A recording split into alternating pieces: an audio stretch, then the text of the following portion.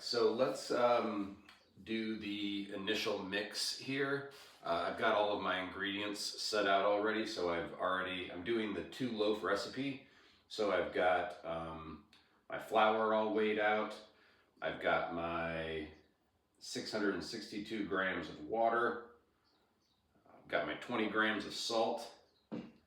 And we're gonna do that initial mix. For the 2 loaves, we require 180 grams of activated starter, which I've got right here. So I've got a second little container here. Put that on the digital scale.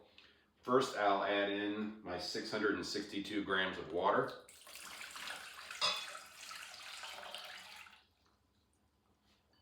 And then I'll tear out that scale and add the 180 grams of starter.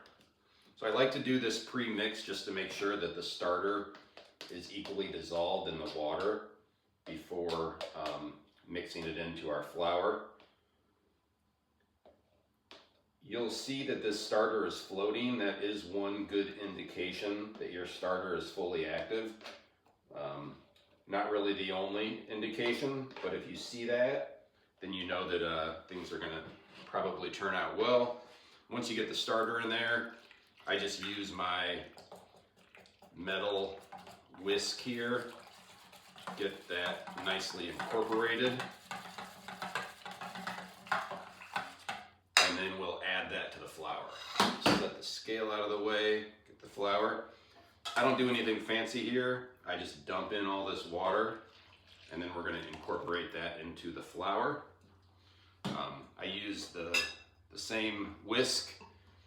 Kind of just drag this from the sides down to the bottom so that the water gets incorporated. I like this style of whisk because it's much easier to clean off than the fancy looking Danish whisks. So it is one of my recommended items. You don't have to have this, you can do it by hand if you want. I just don't personally like to do that. So when people talk about shaggy dough, this is starting to get to where they're talking about what a shaggy dough is. So this is the Autolyse portion of it. And really this is all you're needing to accomplish here, is to get that water into this. We're not gonna add the salt yet. We're gonna do that on the first stretch and fold. This lets the fermentation get started up because salt is a fermentation inhibitor.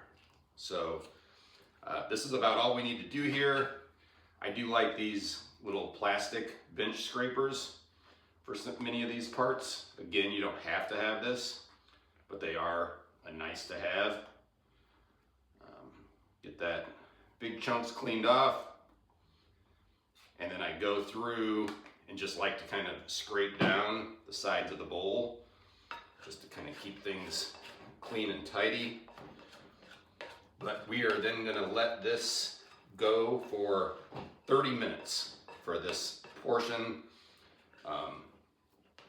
All of this is nicely mixed together now, and that flour will hydrate for the next 30 minutes, and the fermentation will get off to a nice start. And then we will on the first stretch and fold add the salt. But that is all that is to that initial mix. Want to make sure you cover this while it sits out. I did preheat this water to 75 degrees so that we have a nice starting temperature for our overall process. And my room is about 68 degrees. So I put that into the proofing calculator to know how long bulk and final proof will be. But that's it for the mix. Thanks.